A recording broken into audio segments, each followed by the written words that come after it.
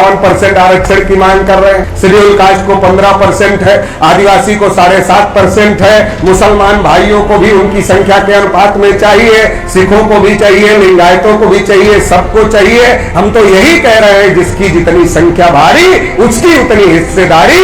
लेकिन ये लागू कहां होगा? जब सारा का सारा अडानी और अंबानी के कब्जे में चला जाएगा तो ये लागू कहां होगा? देश को बचाने की लड़ाई है ये, केवल आरक्षण और ये लड़ाई नहीं है, ये पूरा देश को अडानी और अंबानी की गोद में सौंपने की तैयारी कांग्रेस और बीजेपी ने मिल करके किया हुआ है और दोनों मिल करके ये सारा काम कर रहे हैं। इस साजिश को हम लोगों को समझना होगा, एकजुट होकर के लड़ना होगा। जाति से ऊपर उठना पड़ेगा, धर्म से ऊपर उठना पड़ेगा, लेकिन नहीं तो जैसे 17 में सपोर्ट किया, 14 में सपोर्ट किया और आज तक रो रहे हो। 17 में क्या कहा? हमारी बस्तियों में आ गए बीजेपी वाले, कहा अखिलेश की सरकार बनती थी यादव सब ले जाते हैं, बहन जी की सरकार बनती है तो जाटो सब ले जाते हैं। अरे हमारी सरकार बनाओ तो ना हम यादव को देंगे न जाटो को देंगे, सारी की सारी नौकरियां तुम्हें ही दे दे। किसी को कहा बघेल साहब को मुख्यमंत्री बनाएंगे, किसी को कहा केशव प्रसाद मौर्य को बनाएंगे, किसी को कहा पटेल जी को बनाएंगे।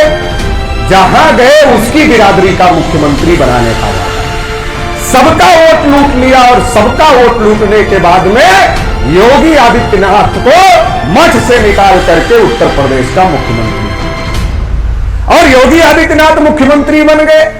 सबसे ज्यादा फर्जी इनकाउंटर पिछड़े वर्ग के लोगों के हुए, सबसे ज्यादा हत्याएं पिछड़े वर्ग के लोगों की हुई, और जिन लोगों ने ये समझ करके बनाया था कि ये हमारे हित का काम करेंगे उन्हीं लोगों का हुआ। सबसे ज्यादा अधिकारियों कर्मचारियों के ऊपर अन्याय अत्याचार पिछड़े वर्ग के लोगों के हो रहे। हमने ही सरकार बनाया और हमारे ऊपर ही अन्याय अत्याचार। आज जो लोग किसान आंदोलन में शामिल हैं उन्हीं लोगों ने आंख लगाकर मोदी को वोट भी देने का काम किया था, सरकार भी बनाने का काम किया था। हमने ही सरकार बनाया और हमारे खिलाफ में ही सारा कुछ हो रहा है। और रही नौकरियों की बात की नौकरियां मिल जाएंगी, बांदा में 15 प्रोफेसर बनाए गए, 15 में से 11 योगी जी ने अपनी बिरादरी के बना लिए। एक ओबीसी का बनाया, एक एससी का बनाया, बाकी सब खा गए। गोरखपुर में यही हाल हुआ, प्रिंसिपल भर्ती का रिजल्ट आया, यही हाल हुआ। और 69,000 जो शिक्षक भर्ती का मामला हुआ उसमें एससी और ओबीसी का कोटा पंडित जी, मिश्रा जी, दुबे जी हजम कर गए। राष्ट्रीय पिछड़ा वर्ग आयोग ने जांच किया, पता चला कि आरक्षण घोटाला हो गया है।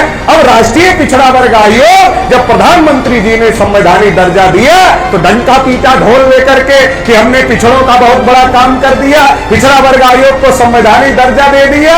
अरे दर्जा दे दिया, उसकी एक बात नहीं मानते हो। 69,000 शिक्षक भर्ती में घोटाला हुआ, राष्ट्रीय पिछड़ा वर्ग आयोग का कहना है, और तुम्हारी उत्तर प्रदेश में सरकार है, तुम्हारा ही मुख्यमंत्री है, राष्ट्रीय पिछड़ा वर्ग आयोग की बात नहीं मान रहा। राष्ट्रीय पिछड़ा वर्ग आयोग ने कहा जाति आधारित गिनती होनी चाहिए, तुम खुद प्रधानमंत्री हो, तुमने ही बनाया, राष्ट्रीय पिछड़ा वर्ग आयोग की बात नहीं मान रहे हो। तो हमारे लोगों को समझने की जरूरत है कि ये तो ऐसे लोग हैं जो ये मानते न रहेगा बस, न बजेगी बांसुरी, न रहेगी नौकरी, न देना पड़ेगा आरक्षण, सारा संकट ही खत्म हो जाएगा। ये तो ऐसे लोग हैं। तो इसलिए हम लोगों को इस बात को समझना होगा और अपने हक अधिकार की लड़ाई के लिए खुद ही सामने आना होगा, खुद ही मैदान में आना होगा।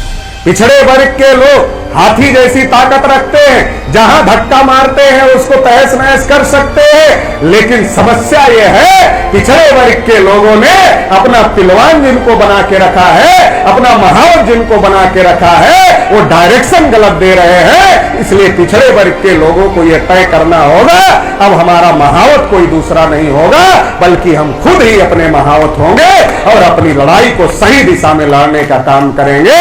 अगर हम मुगलों से लड़ सकते, अगर हम अंग्रेजों से लड़ सकते हैं, तो ये 3.5% लोगों से भी लड़के इस देश में अपना हक अधिकार हम लोग ले सकते हैं। इसके लिए राष्ट्रीय पिछड़ा वर्ग मोर्चा निकला हुआ है कि एक बार ठान लो, बहुत बार दूसरे के कहने पर लड़ाई लड़े, बस एक बार अपनी लड़ाई लड़ लो। अगर एक बार अपनी लड़ाई लड़ लोगे तो इस देश में हुक्मरान बन जाओगे। ये समझाने बताने के लिए राष्ट्रीय पिछड़ा वर्ग मोर्चा निकला। अभी तो उत्तर प्रदेश की यात्रा पूरी हुई है, आने वाले समय में कश्मीर से लेकर कन्याकुमारी तक यात्रा चलाई जाएगी। पूरे भारत के ओबीसी को समझाने और बताने का काम किया जाएगा, पूरे भारत के ओबीसी को तैयार किया जाएगा। और पूरे देश में 60 करोड़ ओबीसी कम से कम है, ज्यादा हो सकते हैं। 60 करोड़ में से केवल 59 करोड़ को छोड़ दो, केवल 1 करोड़ को तैयार, 1 करोड़ में भी 50 लाख को छोड़ दो, केवल 50 लाख को दिल्ली में बुलाना। क्यों बुलाना है? घर में हिस्सा नहीं मिलता तो गांव में पंचायत होती। देश में अगर हिस्सा न मिले तो दिल्ली में पंचायत करना पड़ता है। अगर एक बार 50 लाख पिछड़े वर्ग के लोग दिल्ली में पहुंच गए, एक बार अगर 50 लाख पिछड़े वर्ग के लोग दिल्ली में पहुंच गए तो दिल्ली में हंगामा खड़ा हो जाएगा। पहले ही दिल्ली में जगह नहीं, लाल बत्ती लगती है तो कई किलोमीटर लंबा जाम लग जाता है, दिल्ली में जगह नहीं है। अगर 50 लाख पिछड़ा वर्ग दिल्ली पहुंच गया, पूरा दिल्ली जाम हो जाएगा और पूरे भारत के पिछड़े वर्ग को पता चल जाएगा कि अब इस देश में पिछड़ा वर्ग अपने अधिकार के लिए सड़क पर आ गया है। दिल्ली जाम कर दिया, दिल्ली में पंचायत बुला ली। एससी एसटी के लोग तो समझदार हैं, जानकार हैं और वो पिछड़े वर्ग के मुद्दों की लड़ाई में पिछड़े वर्ग के लोगों के साथ खड़े हैं, तो पिछड़ा वर्ग साथ खड़ा हो जाएगा, एससी एसटी साथ खड़ा हो जाएगा। माइनॉरिटीज के लोगों को इस देश में कुछ नहीं मिला, उनको तो केवल किसी भी चौराहे पर आजकल पीट दिया जाता है और अफवाह फैलाई जाती है कि ये कर रहे थे, वो कर रहे थे। तो इस देश में जो अधिकार वंचित शोषित लोग हैं वो देश में 85 से 90% है, वो इस देश में एकजुट हो जाएंगे और अगर इस देश में वो एकजुट हो जाएंगे तो इस देश में इंसाफ कायम हो जाएगा। ये जो लड़ाई है ये किसी के ऊपर अन्याय अत्याचार करने की लड़ाई नहीं है, बल्कि ये जो लड़ाई है इंसाफ कायम करने की लड़ाई। हम तो किसान हैं, किसान किसी के साथ अन्याय नहीं करता। हम तो अपनी फसल भी बेचते हैं तो पहले तौल कर देते हैं, ऊपर से थोड़ा और देते हैं, कोई कमी नहीं होनी चाहिए। किसी का हक हम अपने पास नहीं रखना चाहते, तो हम किसी के हक पर कब्जा नहीं करना चाहते, बस इस देश के अंदर इंसाफ कायम करना चाहते हैं। इंसाफ क्या है? जिसकी जितनी संख्या भारी उसकी उतनी हिस्सेदारी।